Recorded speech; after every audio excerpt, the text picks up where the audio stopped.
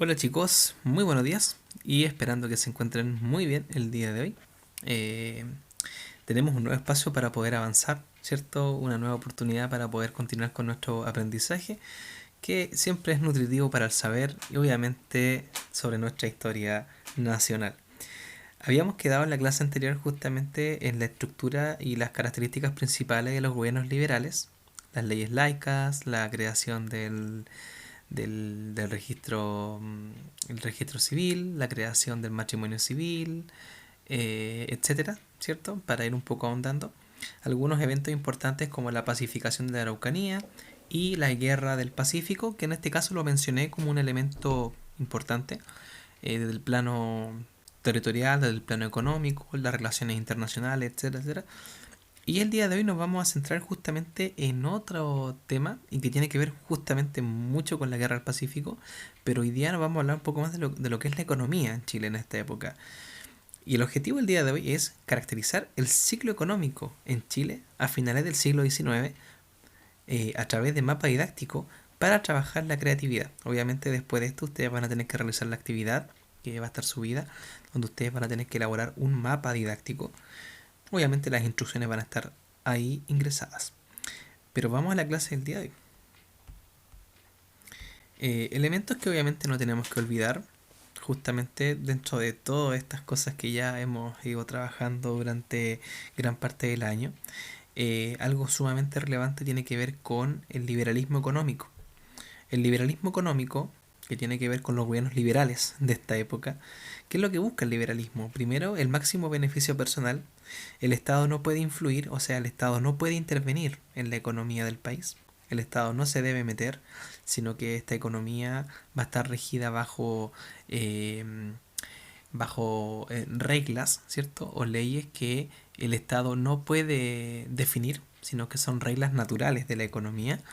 Y por otra parte, se fortalece la iniciativa de la propiedad privada y eso implica obviamente que diferentes personas con diferentes iniciativas van a poder establecer empresas dentro de nuestro país. Pueden ser extranjeros o no, pero si son privados y tienen posibilidad de invertir, lo van a hacer. Y esto genera una acumulación de capital, en este caso vendría a ser el dinero y sus beneficios, y obviamente una competencia, porque al final y al cabo esto implica que van a haber otros sectores que también van a querer potenciarse en torno a este modelo. Este modelo es un modelo liberal, de liberalismo económico clásico. Justamente Chile va a evidenciar este modelo económico durante todo el periodo liberal e incluso más allá. Pero veamos cómo se va desarrollando esto. Y el liberalismo justamente viene de acá justamente de Inglaterra, con la revolución industrial. La revolución industrial es el gran estandarte del liberalismo, ya que el liberalismo es la respuesta económica para poder mantener, ¿cierto? Y potenciar la revolución industrial tanto en Inglaterra como también en Francia. Y estas ideas del liberalismo van a llegar también a Chile. Pero ¿bajo qué circunstancias? ¿Qué es lo que había en Chile? Por ejemplo, en Inglaterra había explotación de las minas de carbón, había explotación de recursos naturales, como también pasaba con Francia. Pero ¿qué pasa en Chile en esta época? Bueno, eh, la economía chilena, ¿cierto? Eh, Se sostiene primero a través de una pequeña revolución industrial, muy pequeña, y un crecimiento hacia afuera. ¿Por qué digo crecimiento hacia afuera? Porque Chile comienza a expandirse económicamente y comienza a observar los países extranjeros como potenciales compradores y asociados del punto de vista económico. ¿Y qué es lo que va a exportar Chile? Bueno, Chile va a exportar carbón, va a exportar plata, va a exportar cobre y también el trigo, que va a ser sumamente importante, ya lo vamos a ver. Lo interesante es que Chile va a exportar toda esta cantidad de productos, pero gran parte de las extracciones que va a desarrollar nuestro país va a ser bajo eh, las, eh, las economías, ¿cierto? Y las inversiones privadas, ¿ya? O sea, el Estado chileno no va a recaudar tanto dinero gracias a estos beneficios. Veamos cómo se da esto. Acá hay un esquema, ¿cierto? un diagrama, ¿cierto? Con algunos elementos gráficos que nos ayudan a entender un poco mejor este sistema. El Estado chileno, ¿cierto?, genera gastos de guerra, obras públicas, mejorar obras públicas, materiales, ¿cierto?, educativos, ¿cierto? La educación también va a ser sumamente relevante, se van a comenzar a fundar diversos colegios y eso va a tener también relación con las nuevas leyes educativas donde el Estado va a poder tomar decisiones dentro de lo que es los procesos educacionales. Pero Chile en aquella época va a vender carbón, va a vender salitre, va a vender trigo, va a vender plata, pero no se va a quedar Chile con todo, con todas las ganancias, con toda la recaudación. De hecho, no tiene sentido porque la explotación de estos recursos no son bajo el Estado chileno. El Estado no establece una explotación con empresas propias, sino que las empresas son extranjeras. Y obviamente los inversionistas también van a ser extranjeros, que son los que van a tomar la mayor cantidad de la ganancia. Uh-huh. Y el Estado solamente se va a encargar de recaudar impuestos principalmente. Y gracias a la recaudación de los impuestos es que Chile va a poder invertir en todo esto. ¿Mm? Gastos de guerra, obras públicas, materiales, educacionales. ¿Por qué ocurre esto? Porque Chile en aquella época se entiende que no cuenta con las condiciones como para poder establecer una industria extractiva. Pero los extranjeros sí tienen la maquinaria y los extranjeros le ofrecen a Chile la maquinaria, pero siempre y cuando los extranjeros sean los que se van a encargar de la extracción y Chile solamente va a encargarse de recaudar impuestos. Es algo muy parecido a lo que pasa hoy día, es algo muy similar. Avancemos. Y bueno, si nosotros distribuimos el país en diferentes partes, tenemos que en el norte una de las principales recursos que Chile comienza a exportar son el salitre, el cobre y la plata, ¿ya? El cobre y la plata van a ser principalmente, y ya en la zona central, ¿cierto? En el Valle Central, cuarta, quinta, sexta, séptima región hasta la octava, novena, tenemos lo que es la producción del trigo.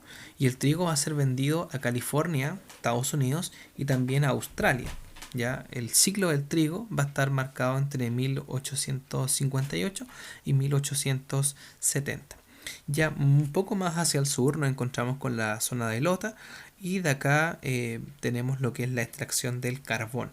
El carbón también va a ser sumamente importante, va a ser muy explotado y exportado al extranjero. No pensemos en el carbón que ustedes ocupan para hacer los asados, sino que el carbón de piedra, que ese es el carbón que se utiliza mucho para poder abastecer los procesos de generación de energía de las industrias, como también así de las maquinarias a vapor, como los barcos y los ferrocarriles.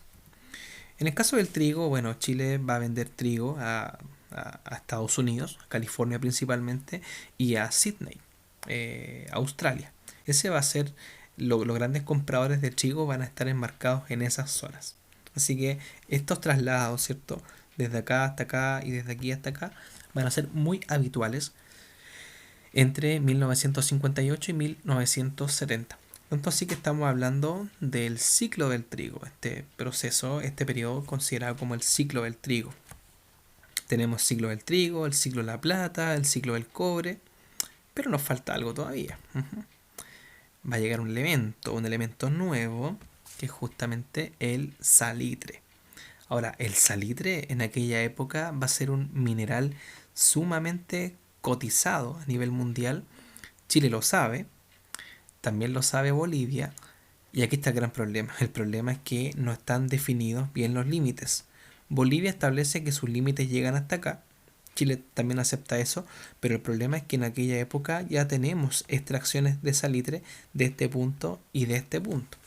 Entonces entre Bolivia y Chile se llega a un acuerdo para no alterar los precios del salitre, cosa de que se pueda convivir de manera pacífica desde el punto de vista económico.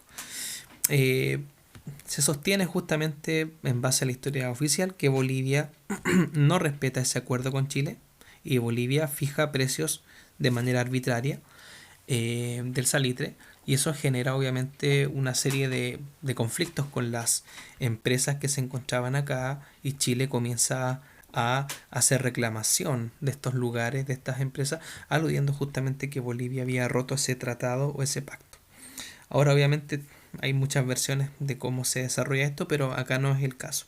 El caso es justamente de que la guerra del Pacífico es una guerra que comienza justamente por los intereses que hay en torno al salitre, en torno a este mineral. Porque en aquella época era un mineral sumamente cotizado y Chile iba a buscar cualquier pretexto para poder hacer uso de estas tierras y Bolivia también. Entonces obviamente eso va a generar un conflicto a escala mayor que es considerado como la guerra del Pacífico. Eso es en términos muy simples. Ahora, el salitre era utilizado de diferentes formas. El salitre era utilizado como fertilizante para las plantas y también era un complemento de la pólvora. Y consideren que en aquella época en Europa, Estados Unidos, estaban todos los países armándose. Había una revolución industrial que también comenzó a revolucionar las armas. Y eso generó perfeccionamiento de las armas y obviamente abastecimiento de estas grandes recursos, como lo es el salitre. Entonces, como Chile va a enfocarse mucho en el salitre, Chile prácticamente va a descuidar el trigo, va a descuidar la plata y el carbón, van a pasar a segundo plano y el gran mineral que Chile va a comenzar a exportar va a ser el salitre. Y por eso es que Chile va a depender mucho del salitre. Por eso es que hablamos que la economía chilena es una economía dependiente, porque depende casi exclusivamente de este mineral, el salitre. Y monoproductora, ¿por qué? Porque hay una producción casi exclusiva del salitre y se deja de lado los demás productos, se dejan de lado los demás, las demás exportaciones, como el carbón, como el trigo, se siguen exportando, pero ya en mucha menor cantidad.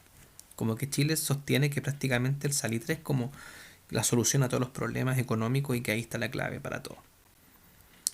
Eso es un gran error, créanme. Ahora, ¿el salitre realmente es chileno? Podemos ver, ¿cierto?, que en realidad el Estado solamente se encargó de recaudar impuestos y tenemos a un británico acá, que es Thomas North, John Thomas North, quien es el que hace uso, ¿cierto?, e invierte en las oficinas salitreras británicas, principalmente, que se encuentran en el norte. Y fíjense, los ingleses van a abarcar más del 50% de toda la explotación del salitre. Después le siguen las chilenas, que son el 15%, chilenos privados, alemanes 14%, españoles 10% y otra tenemos un 6%. Otra, por ejemplo, los italianos, etc. Entonces, como se pueden dar cuenta, Thomas North estaba por sobre todo. Thomas North, de hecho, en algún momento fue considerado como una de las personas más millonarias del mundo, simplemente por haber hecho esta inversión en las salitreras chilenas, para que vean. Y justamente acá el Estado, bueno, con la pregunta del Estado sería, bueno, ¿y qué gana el Estado con esto? Nos dimos cuenta justamente de que el salitre, tanta discusión que hemos generado, y básicamente los que se llevan la mejor parte de la tajada son los extranjeros, y es el costo que asume Chile por no tener la tecnología para poder explotar este mineral. Y por otra parte, el modelo. ¿Recuerdan el modelo económico? El modelo económico que Chile tenía en aquella época era un modelo de carácter liberal. Y este modelo liberal justamente establece que el Estado no puede influir. Entonces, si el Estado no puede influir, claramente cuando ocurre, ¿cierto?, la explotación del salitre, el Estado se queda al margen y son los privados los que inician este proceso. Y el Estado tampoco puede hacer nada en contra de los privados porque el modelo económico defiende la propiedad privada. ¿Se dan cuenta? Entonces, este modelo económico prácticamente amarra muy bien a Chile y evita que el Estado pueda participar mucho más de esta explotación. Aún así, con lo poco y nada que Chile tuvo a partir de lo que es la recaudación de impuestos, la economía chilena mejoró muchísimo. Eso generó construcción de obras públicas, educación a través de los colegios, la economía y industria sube un poco y la gente que está en el campo se comienza a tentar por ir a vivir a la ciudad para poder tener mejores condiciones de vida, ¿cierto? Y trabajar en las faenas del salitre. Bueno chicos, espero que les haya gustado este breve resumen. Atento a la actividad y nos vemos a la próxima.